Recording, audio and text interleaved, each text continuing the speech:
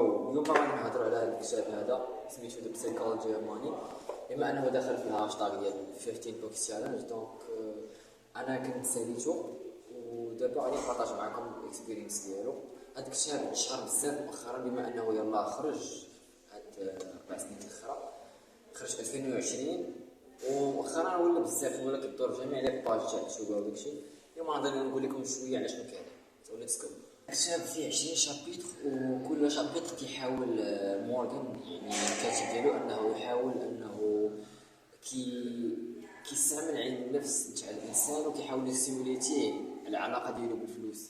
دوك هو ما كيبارطاجيش لي زيكسبيريونس بيرسونيل ديالو، بات كيحاول بحال كيدير ايتود دو مارشي مقارنه ما بين العصر اللي كنعيشوا فيه حنا ولا العصر اللي كان ما بين الحرب العالميه الثانيه، وكيشوف العوامل اللي كيأثروا على البسيكولوجي ديال الانسان وكيفاش كيتعامل مع الفلوس في الكوتي ديال الانفستيسمون ديال لي بار وديال كلشي اللي عنده علاقه بالايكونومي، لان الفلوس عندهم علاقه كبيره بالايكونومي. وكيحاول في كل شابيتر كيبارطاجي لنا شي ستوري ولا شي اكسبيريونس ديال شي شخص اخر كان عايش في هذاك العصور اللي ما بين هنا حتى الحرب العالميه الثانيه.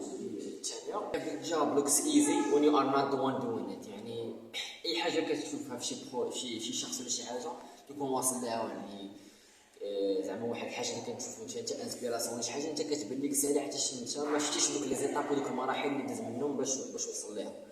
دونك انت كيبان لك غير داك الفاينل برودكت اللي وصل ليه وكيفاش تبدا كيتعامل مع الفلوس، وما كتشوفش هذوك التايني ديتيلز اللي كان كيستعملهم باش وصل لهذاك النيفو.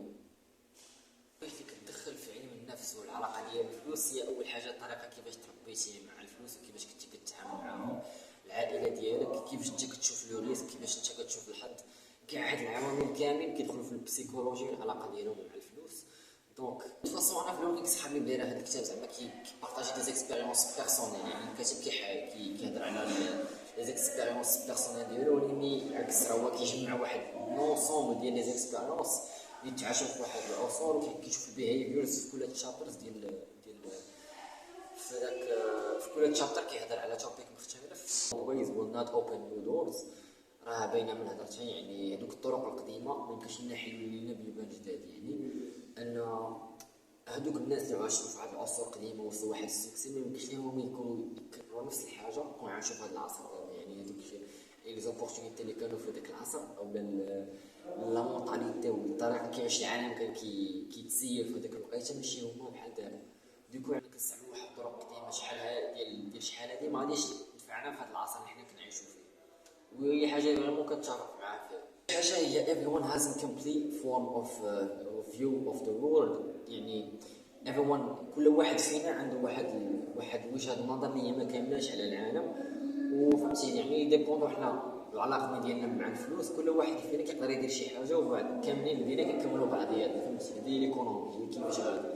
دونك فاش انت كتحتاج كتكون بارفي في شي حاجه، يعني كتعرف دير واحد التاسك بواحد الطريقه اللي هي منظمه وكتعرف ليها وكتكون بروفيسيونيل فيها، ما يمكنش ليك تكون كتعرف في كلشي. يعني ضروري خاصك تكولابوري مع واحد الشخص باش هو يعاونك وفيس فيرسا، ولكن كيفاش غادي نسير العالم كامل وهي غادا. السؤال اللي غادي تكون كتسولو دابا هو علاش كنديرو هذا الشيء. هذا سؤال مهم وغادي نجاوبوا عليه فاش غادي نساليو هذا الهاشتاغ اللي هو فريمون عنده واحد العلاقه بخدمتي. So I'll see you on the next one. Ciao.